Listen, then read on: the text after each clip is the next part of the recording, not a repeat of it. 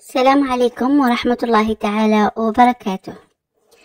اليوم جيت نجاوب على الأخت صاحبة التعليق اللي قالت فيه أنه تخدم راشن، يعني مناديل المطبخ، والطابليات يعني مآزير المطبخ أيضا. عندها مشكل في التسويق. نقولك أولا حبيبتي شكرا على تعليقك، وشكرا لثقتك أنك طلبتي رأيي. في أغلب الأحيان وفي أغلب احتمال أنه بما أنه راه عندك مشكل في التسويق، بطبيعة الحال راه عندك مخزون ستوك، يعني سلعة مكدسة بدون بيع. جنرال هذا هو اللي يطيح المورال. لهذا نقترح عليك أنك أولا تفرزي واش عندك، يعني السلعة اللي راكي خادمتها تفرزيها، كل طراشن مع طابليات اللي من نفس القماش، يعني سواء يكونوا من نفس اللون سواء يكونوا من نفس المهم ماذا بينا احنا كنت تكوني دايره صالح يتشابهوا مع بعض. واذا ما عندكش حاولي تزيدي لمسه من قماش طراشن في الطابليات، واذا ما بقالكش القماش حاولي تزيدي من قماش يوني في الطابلي والطراشن. يا لو كان بابيون في الطابلي، سبته في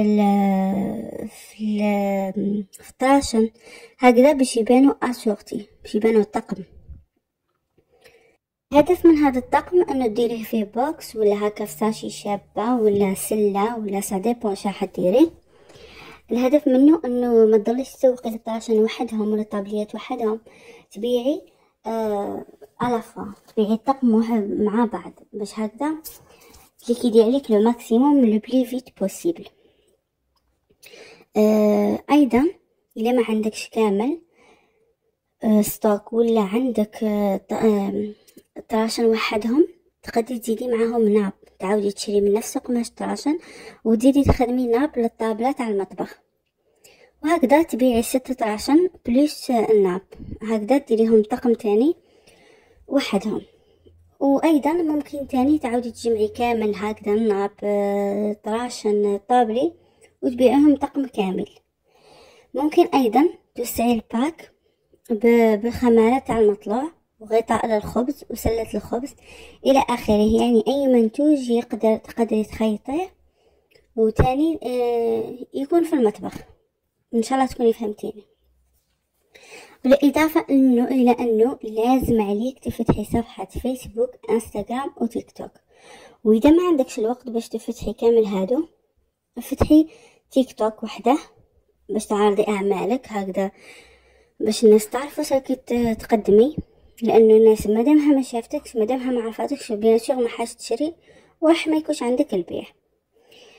كي تفتحي تيك توك حطي في البايو تاعه، حطي الواتساب تاعك، الواتساب يكون خاص باستقبال طلبات، وهكذا راكي تخدمي اعلاز. هادو بالنسبه اللي ما عندهمش الوقت باش يسيروا كامل منصات التواصل الاجتماعي مع بعض. نقطه مهمه ايضا انه تركزي على التصوير واللمسه تاعك الخاصه، يعني في الصوره او الفيديو اللي راح تحطيه لازم يكون المنتج تاعك واضح جدا بكل تفاصيله، اللون، القماش، الخياطه. كاين اللي يقولك ما عنديش تليفون شباب، ما عنديش هذيك رينج لايت، ما هادو ما يهموش. التليفون تاعك يكون شباب ما يكون شباب، لازم تصوري في الاضاءه، واهم حاجه اضاءه طبيعيه ما كاش كيفها. خرجي الطاقه، خرجي فتحي الشباك ولا كاش حاجه، وحوسي على الزاويه في دارك انه اللي تكون فيها الاضاءه مليحه، هكذا باش تقبضي تفاصيل المنتج بكل اريحيه وايضا باقل تكاليف. ونعني باللمسه نتاعك، يعني تجاوبي على السؤال علاش راح يشروا عليا، علاش راح يشروا عليا انا بالضبط ومش على واحد اخرى. يعني هنا راح تبرزي الميزه التنافسيه تاعك.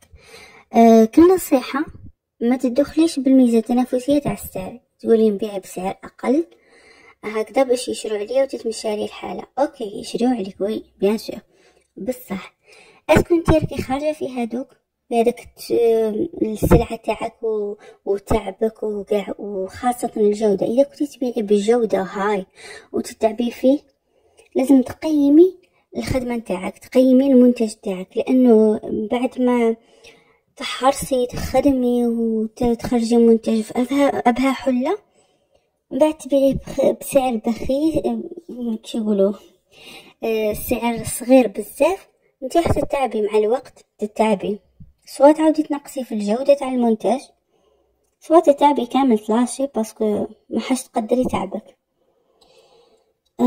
ايضا ننصحك بانه ما تكرهيش وما تتوقعيش مع تحطي الفيديو الاول الثاني الثالث راح يجوك مبيعات هاي. كاين اللي قاعد عام باش جاته اول طلبية، يعني ما حاش تكرهي، اذا كرهتي تعودي تولي نقطة الصفر. وكما تعرفين نقطة الصفر هي اصعب نقطة، يعني باش تخدمي تعودي تحبسي مدة، تعود تقولي نرجع، تبقاي اليوم غدوة ما حاش ترجعي، اصلا رجعتي ترجعي ثقيلة، ترجعي متردة، ترجعي خايفة. نظن كامل اللي اصحاب الصنعة واصحاب المشاريع المصغرة ولا حتى الكبيرة اللي يحبسوا هم فاهميني تخي بيا واش راني نقول. لهذا ننصحك حبيبتي انه كي تجي راح تقولي سيبون كرهت، سيبون ما لقيتش نتيجة، تحبسي تفكري بلي ترجعي، وكي ترجعي حترجعي باحباط كبير. ننصحك انه كون ما تجي تحبسي قاومي، اوكي، لانه اذا تجيك طلبية الاولى الزوجة سيبون حتنطلقي، حتقولي مزية ما حبستش. دونك قاومي، ما تحبسيش، ما تكرهيش، يسي تحفزي روحك بحاجة واحدة اخرى، يسي تبدلي تخمامك هكذا باش ما تحبسيش. انا اول نصيحة واخر نصيحة اللي ناكلك عليها، استمري ما تحبسيش، لانه اذا حبستي حترجعي نقطة الصفر. وانا ما اكذبش عليك، انا اكثر حاجة نكرهها ونخاف منها هي نقطة الصفر. ان شاء الله تكوني فهمتيني حبيبتي. اذا كانت هذه اهم النقاط اللي نشوفها مهمة جدا، وتجاوب على التعليق من كل الجوانب. إذا كان عندكم إضافات أو اقتراحات، يعني تجربة مليحة ماشي مليحة، ناجحة فاشلة، إن شاء الله ما تبخلوناش، ما تبخلونيش أنا، ما تبخلوش أختكم صاحبة التعليق بها، هكذا باش نستفيدوا ونفادوا كامل. نتمنى لكم كل التوفيق، كل السداد، ونلتقي في فيديو قادم إن شاء الله. برك ما تنسونيش بالجام والاشتراك وتفعيل الجرس هكذا باش تكبر لمتنا أكثر.